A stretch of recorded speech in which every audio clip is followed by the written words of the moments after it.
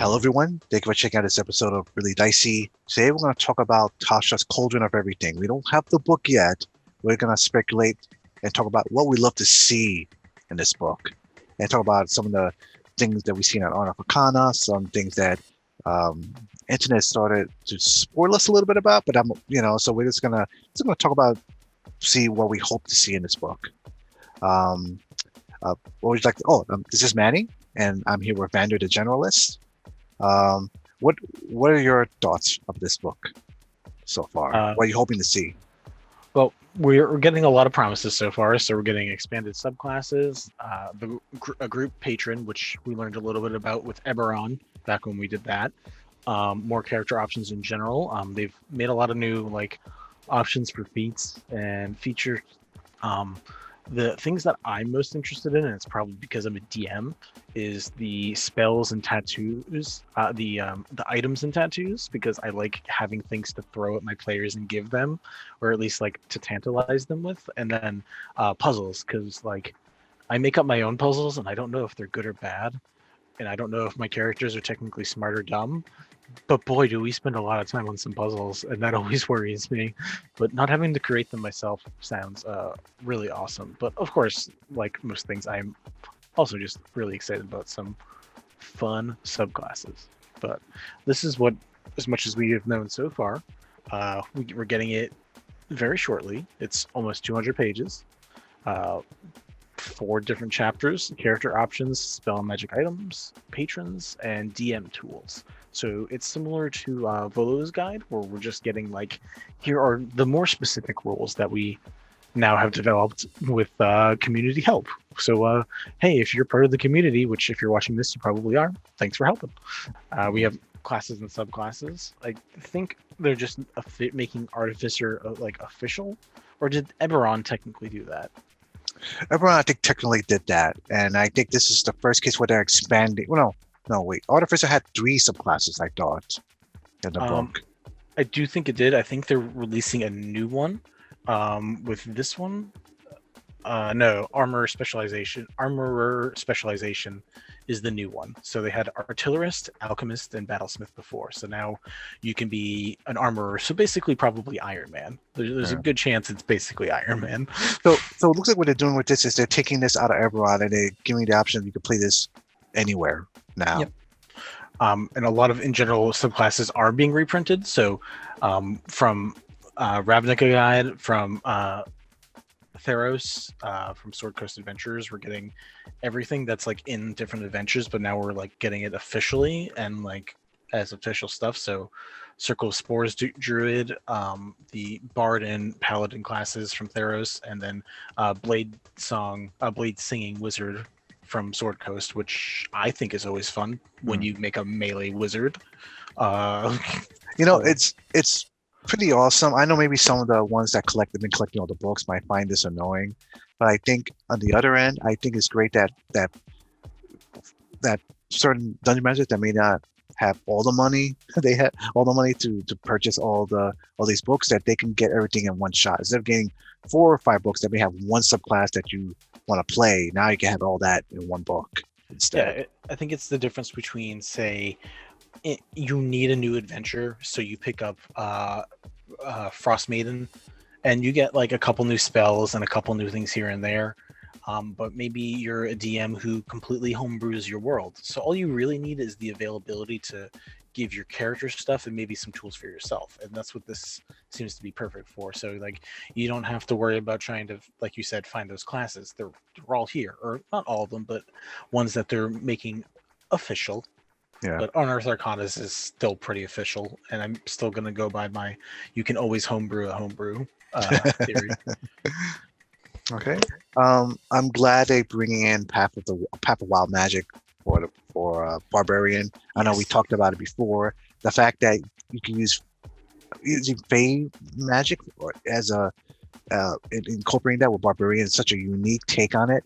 I like they're expanding it to just the Conan template that we're so used to thinking of barbarians. So I love that they're bringing this in. I love that they're giving people a different way of playing these characters.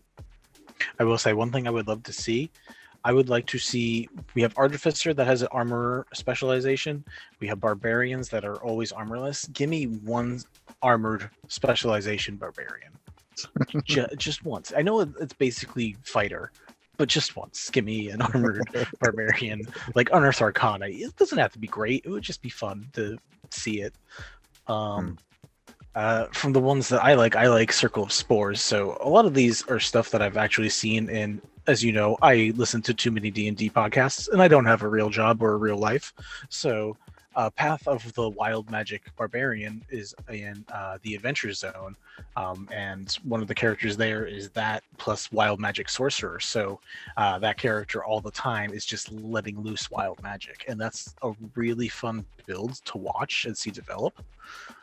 And Circle of Spores, I think, is really fun in general, but there's a podcast called Not Another D&D Podcast where the character is Circle of Spores, and you get a fungal form, which gives you some armor instead of wild shaping, which I think is fun. And then you get a lot of like little spore-related capabilities, which is, I think, a nice little twist on just, being plant-based or being animal-based or being based on the moon or a specific land. This is you're based on fungi and, the smaller creatures that make up our universe.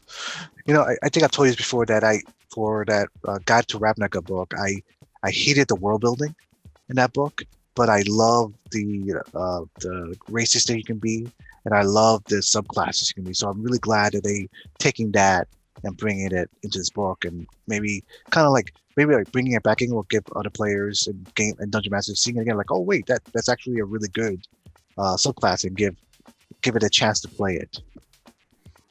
Yeah, hopefully. They keep making small tweaks to it, so I'm really excited to see what the final result is, because all of these could be have final tweaks that we haven't seen yet, which would be nice potentially if we like them. We may not like the tweaks, but hopefully. Yeah. I know you were excited about the genie patron. Yes. Just because I'm a big fan of Middle Eastern mythology. Aladdin, 1001 Nights, Sinbad Sailor. I love that stuff, and seeing that sort of come back to D&D properly, hopefully this time, it excites me. Agreed.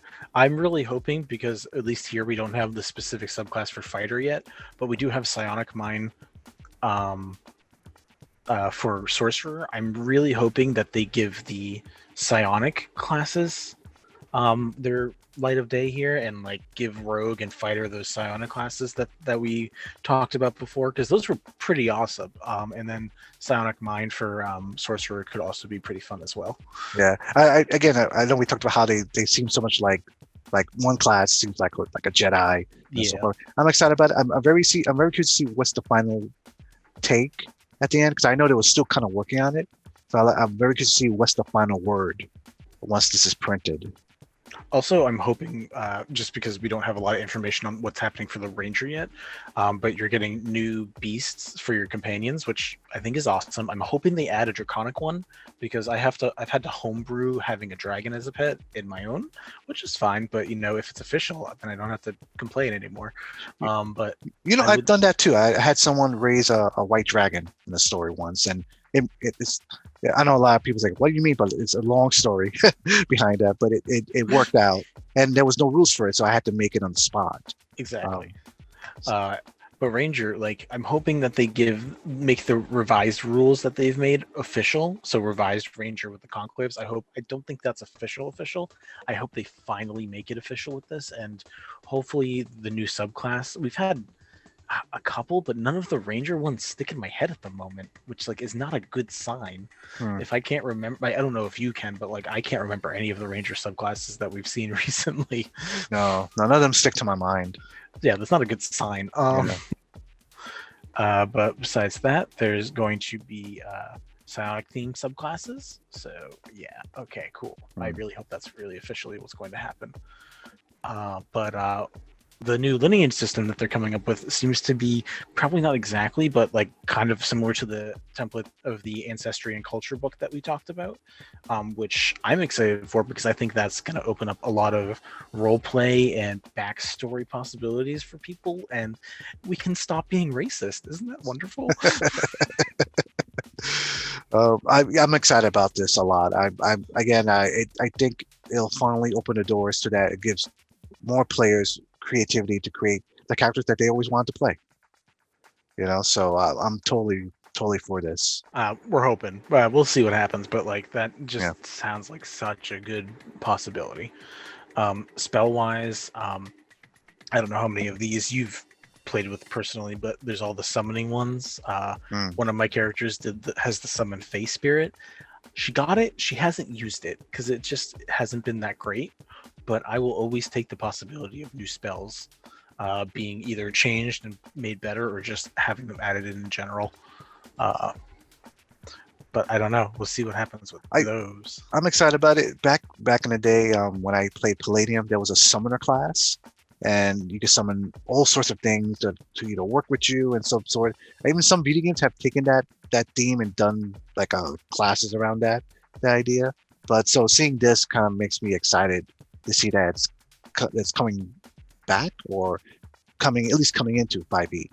And potentially more magic items. I know that they were going to make a lot of official tattoos, which I like. It's only listing 3 in this specific article, but I'm hoping they make a lot more, because I think that's a really fun way to embed magic into either characters that don't have magic, or making other characters with magic have a more unique aspect to it, like a drow with maybe like daylight based magic, just because he decides to like go against his teachings or way of life or something. I don't know. I just think there could be a lot of unique ways to play that depending on what's available.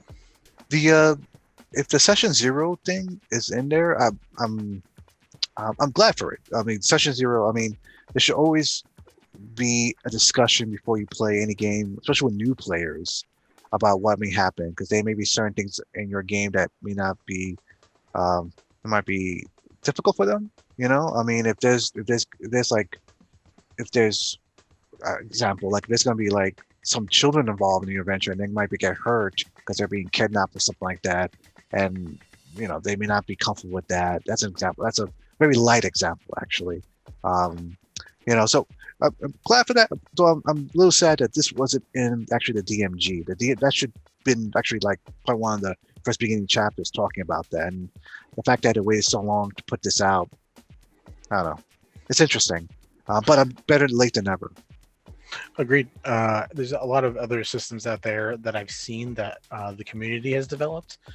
Things like the X card, lines and veils, flower colors, green, yellow, red, whether, go, slow down, stop completely. There's a lot of different methods that the community made that I think should get like official, maybe not like, doesn't need to be an official version of it, but should at least be mentioned in the book, because you should watch out for other people's literal well-being, mental well-being, emotional well-being, especially if you're a DM and you're kind of in control of that. Granted, hopefully your players are trust you enough to talk to you about it beforehand, but you should always leave the option for them to be able to talk to you too. Yeah. I am curious and pleased that they're bringing in like the idea of puzzle making, which that's awesome. But I'm very curious what made them decide to add this to the book now. So I'm very curious to see what exactly they're going to talk about when it comes to making more elaborate puzzles or new puzzles for your players. Yeah. One of the options that has appeared, let's see if it's still on here and we can take a quick peek at it, is that there is one based on daggers, display of daggers. See if there's a visual. We don't want to give away too many things, but potential puzzles like this where there are etchings along with items, and there seems to be different lists of intelligence checks, wisdom checks that you can do that will help you figure out the puzzle. Have you played Tomb of Annihilation? I have I've not. I have watched a playthrough of part of it, and I know it's very puzzly and torturous. When you get to the second half of the book, when you're actually in the Tomb of Annihilation, it's a lot of fun. There's a lot of puzzles, good puzzles in that adventure. Another thing from Unearthed Arcana, which it was a fun idea. I think a lot of NPCs in general can just take different monster stats, but the idea of having a sidekick that can also level up and work with your party. So if you have like a melee person, someone with a bow and arrow, someone with a dagger, you don't have any magic. Maybe you want to give them a spellcaster as a sidekick to just slowly level up and be that little bit of magic assistance that they might need at some point. Yeah, that's interesting. I'm curious to read about it, see how it will work, because not only for myself, usually they want, if a character wants an assistant, there's NPCs, you just make one up for them. So I'm very curious to see what they have to say about it and how it can help. I'm assuming there's a way to help dungeon masters kind of keep not keep track of that, it's not the right word, but more like creating it so that it works properly with the players. Yeah, because you don't want them to just like become a best friend with an archmage, and then you just have an 18th level spellcaster that's just like chilling with them all the time. Like, yeah, maybe you do. I don't think many people do, or at least many dungeon masters do. Yeah, or sometimes the opposite effect, like you create like they want an NPC to help them, so the NPC sometimes is very incompetent. So they just don't trust your NPCs no more after that. So that could work against you as well, because you don't want. Sometimes you want an NPC that it helps with the story, but if they don't trust the NPC, that makes it difficult. So hopefully this will help. We're getting at least one new subclass per class. We're getting.